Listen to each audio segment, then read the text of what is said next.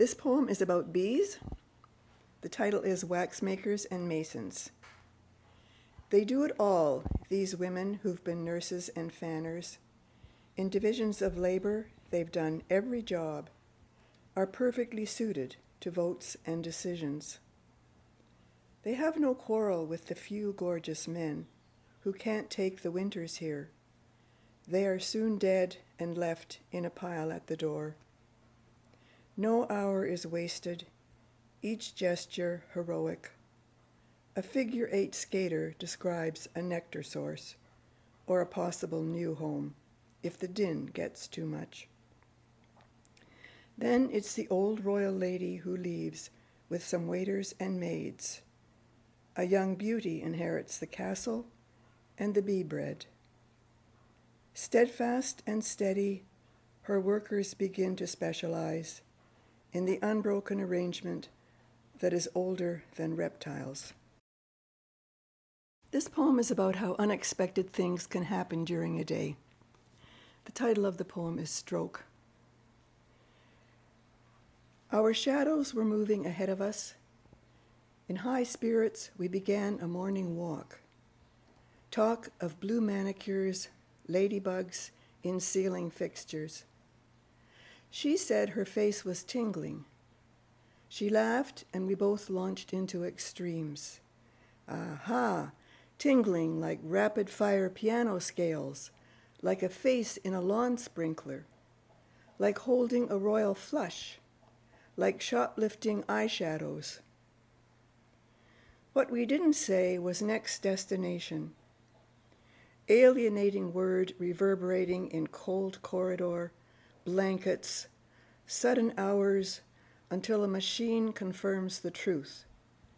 And you bury your hand in bedding so it won't flip up, whack your face. Those painted nails, running metaphors, winged things. This poem deals with what happens during the time between a breakup and getting back together. The poem is titled The Time Between. The thing about getting back together is what was removed and then lost when the door closed. That time when singular things happened and we didn't know we were waiting. It's not a question of emptiness, even though something was taken out of the earlier time. And now we attempt to put it back in and say, looks just like before.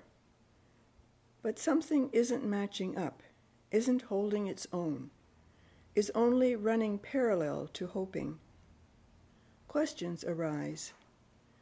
We answer like doubles of ourselves. Or, I'm still original, but you aren't. Or, everyone is always separate. And how do we live from a beginning again, emptying our pockets on the dresser? Coming clean is as good as it gets, without describing the contents with built-in sadness. This poem is titled, The Whole Play Consists of Stage Directions. Are we waiting out the storm, or is the storm wearing us out? The usual standstill moments. Looks like you've turned your back to me. There's a sheet of rain between us, and I've turned my back to you, which, in this blurry landscape, and assuming a squint and an eye-in-the-sky perspective, could be bilateral symmetry, except for the differences which fascinate. Is the tiny shiver a chill or love? Looking around for some good old solid things, I'm bored trying to make pentagonal paper bookmarks. I don't even get it.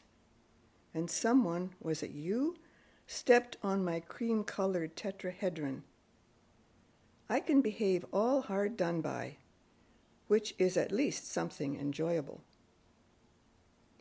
And as if in apology, you lend me some crystals.